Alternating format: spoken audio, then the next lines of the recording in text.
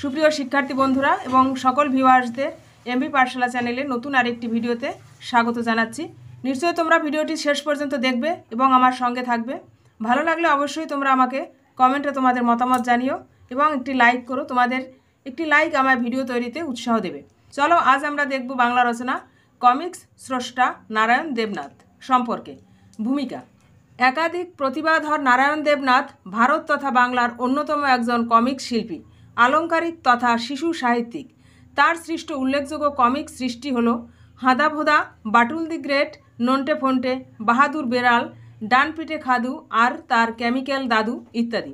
কালজয়ী সৃষ্টি হাঁদাভোঁদা কমিক্স অঙ্গনে 53 বছর ধরে সমান জনপ্রিয়তায় পাঠকের হৃদয়ে জায়গা করে আছে। এছাড়াও তিনি শিশু কিশোরদের উপন্যাস অলঙ্করণ করেছেন। জন্ম পরিচয়। কমিক্স স্রষ্টা নারায়ণ দেবনাথ 1925 সালের 25শে নভেম্বর হাওড়ার শিবপুরে জন্মগ্রহণ করেন। তাদের আদিনিবাস ঢাকা জেলার শিবপুরে।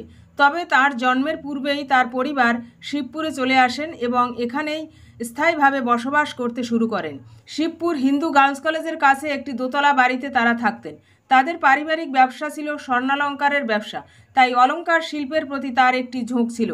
কাকার কাছে গহনার কারুকার্য দেখে ছবি আঁকার প্রতি আকর্ষণ বৃদ্ধি পায়। তার পিতার নাম হেমচন্দ্র দেবনাথ এবং মাতা রমনা দেবী। শিক্ষা জীবন। নারায়ণ দেবনাথের প্রাথমিক শিক্ষা সমাপ্ত হয় স্থানীয় পাঠশালায় ও বিকে পলস ইনস্টিটিউশনে। অল্প বয়স থেকেই তার শিল্পের প্রতি ঝোঁক ছিল। পারিবারিক পেশা স্বর্ণকার হওয়ায় অলঙ্কার প্রভৃতিতে নকশা করার ঝোঁক ছিল। দ্বিতীয় বিশ্বযুদ্ধের সময় পাড়ার এক বন্ধুর উৎসাহে একটি বেসরকারি আর্ট কলেজে ভর্তি হন তিনি। কলেজের প্রিন্সিপাল নারায়ণকে খুবই স্নেহ করতেন। 2 বছর পর সেই কলেজ যুক্ত হয় ইন্ডিয়ান আর্ট কলেজের সঙ্গে। এই কলেজেই কমার্শিয়াল আর্ট বিষয়ে পড়তে শুরু করেন নারায়ণ দেবনাথ। কিন্তু 5 বছর পড়াশোনা করলেও কোনো কারণে চূড়ান্ত বর্ষের পরীক্ষা দিতে না পারায় তিনি আর্ট কলেজ থেকে কোনো ডিগ্রি লাভ করতে পারেননি। কমিক্সে আত্মপ্রকাশ। নারায়ণ দেবনাথ 1950 সালের মাঝামাঝি সময়ে আনন্দবাজার পত্রিকায় ছোটদের বিভাগ আনন্দমেলাতে কাজ করতে শুরু করেন। 1961 সালে আনন্দমেলা নামের সাপ্তাহিক পত্রিকাতে রবীন্দ্রনাথের শতবার্ষিকী উপলক্ষে রবিছবি নামে একটি ধারাবাহিক কমিক্স করেন নারায়ণ দেবনাথ। এই কমিক্সের পাতার লেখক ছিলেন সেকালের আনন্দমেলার সম্পাদক বিমল ঘোষ। এরপর তিনি বিবেকানন্দ, শিবাজি প্রমুখদের নিয়েও কমিক্স করেছেন। কমিক্সের সৃষ্টি। নারায়ণ দেবনাথ 1962 সালে সুবোধ মজুমদারের ছোট ভাই ক্ষীরোদ মজুমদারের অনুরোধে শুকতারা পত্রিকায় প্রথম হাঁদাভোঁদা কমিক্স আঁকা শুরু করেন। বিদেশি কমিক্সের অনুকরণে এই কাজটি করতে বলা হয়, কিন্তু টারজান ছাড়া তার কোনো বিদেশি কমিক্স পড়া ছিল না। তিনি তাই পাড়ার ছোট ছোট ছেলেমেয়েদের দস্যিপনা, বিদঘুটে কাণ্ডকারখানাকে অবলম্বন করে হাঁদাভোঁদা নামে 2টি ছেলের চরিত্র তৈরি করেন। ক্রমশ হাঁদাভোঁদা বিপুল জনপ্রিয়তা লাভ করে। শুকতারা পত্রিকায় 53 সপ্তাহ ধরে এই কমিক্সটি প্রকাশিত হয়েছিল। 1965 সালে বাটুলকে নিয়ে নতুন রঙিন কমিক্স আঁকতে শুরু করেন, যার নাম বাটুল দি গ্রেট।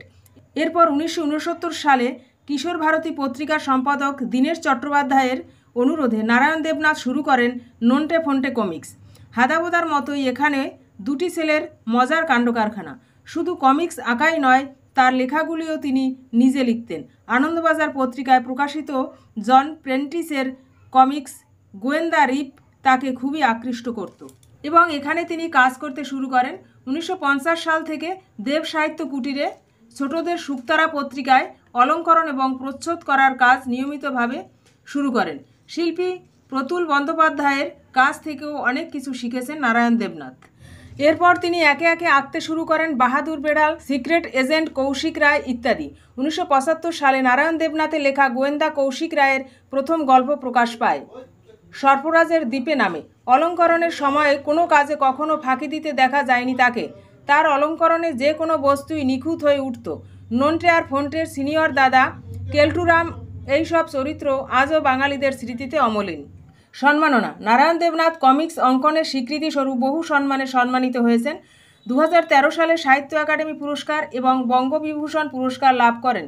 তিনি একমাত্র বাঙালি কমিক্স শিল্পী যিনি ডিলিট উপাধিতে ভূষিত হয়েছেন। এছাড়া 2021 সালে ভারত সরকার তাকে ভারতের 4র্থ শ্রেষ্ঠ বেসামরিক সম্মান পদ্মশ্রী পুরস্কারে ভূষিত করেছেন।